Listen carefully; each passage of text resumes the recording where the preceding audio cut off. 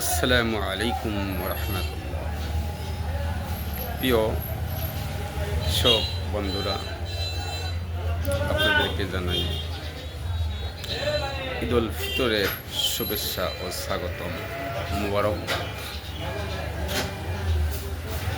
কারণ একটি মাস সিয়াম সাধনা করে হাট ভাঙ্গা জমিতে শ্রম দিয়ে ফসল ফলাইয়ে যে শ্রমটা দিলেন আপনারা রোদের ভিতরে, তা রোজা রাখা বাদ দেন। একে বলা হয় তাকওয়া। আল্লাহ তাআলা বললেন,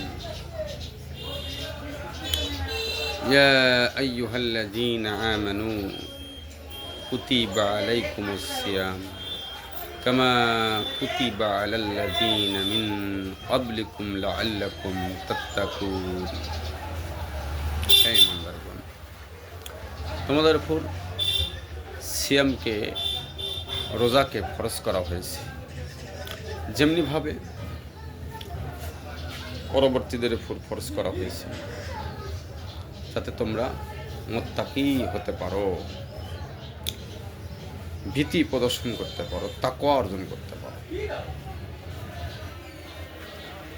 এতে প্রমাণ হয় যে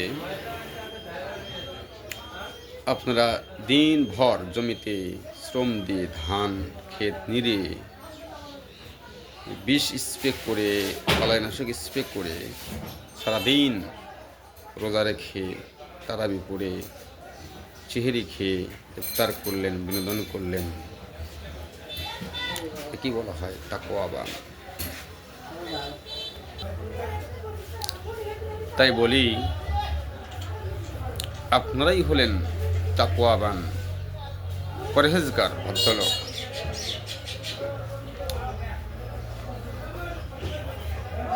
জমিতে ধান থুয়ে আবার বেশি বিনোদনে যায় না, কারণ আপনাদের এই বড় সিজনটাই হলো আপনাদের প্রধান সিজন, প্রধান চাষ।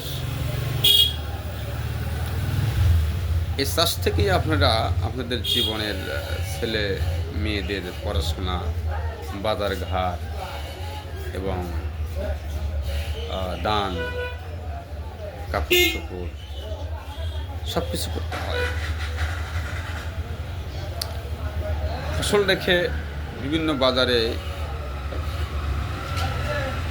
সময় দিয়ে মার্কেটের ব্যস্ততা হয়ে ফসলকে নষ্ট করেন না, মার্কেটও করেন, পাশাপাশি জমিতে যান, জমিগুলো দেখেন, জমির ফসল কেমন আছে। যেহেতু কয়েকদিন ঘুমরা বৃষ্টি বৃষ্টি ভাব ছিল, আকাশে কালো কালো ভাব ছিল, থাকার কারণে কিছু পোকামাকড়ের আবাসস্থল হতে পারে। আবার সার বেশি হলে বা এতে গোয়ারা হয়ে ফল পচা পছন্দ এই আক্রমণ জমিতে হতে পারে। এখন যেহেতু ধানের আরেকটা পর্যায়ে, থোর পর্যায়ে বা শলা টান দেওয়ার পর্যায়ে, এ সময় ধান পোকা লাগতে পারে। মাজরা পোকা সবচেয়ে বড় ক্ষতিকর পোকা। এই মাজরা পোকা থেকে রক্ষা পেতে হলে বা জমিতে আপনাদের বেশি যেতে হবে, আর ভালো দোকানদার ভালো বালাইনাশক কিনে সেটা স্প্রে করতে হবে। এত শ্রম দিলেন, সেই শ্রম যেন ব্যথায় না যায়, কারণ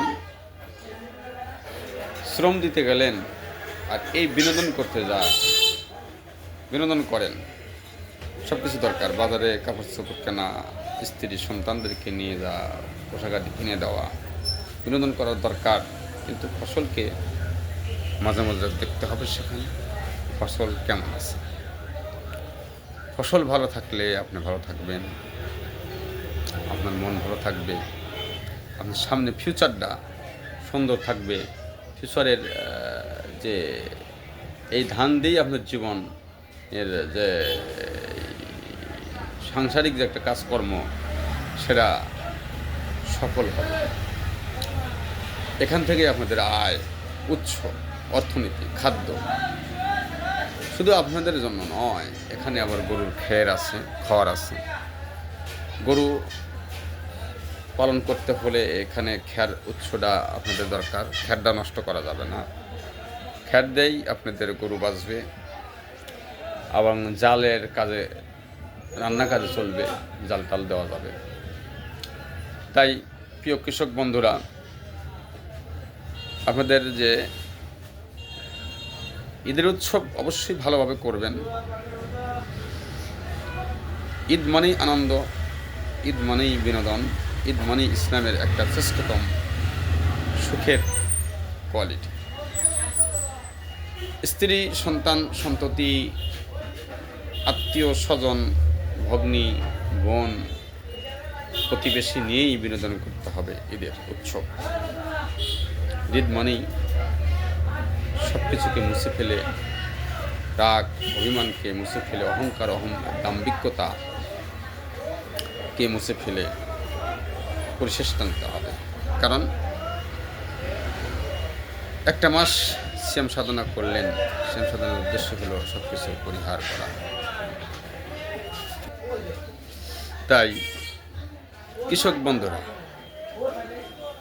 আপনাদের সর্বশেষ মাগফিরাত কামনা করি। আল্লাহ তাআলা যেন আপনাদেরকে জান্নাতুল ফেরদাউস দান করেন, কারণ আপনারা হলেন সবার সেরা বড় চাষী। ভালো থাকেন, সুস্থ থাকেন, এই বলিয়াই শেষ করলাম। আসসালামু আলাইকুম ওয়া রাহমাতুল্লাহ।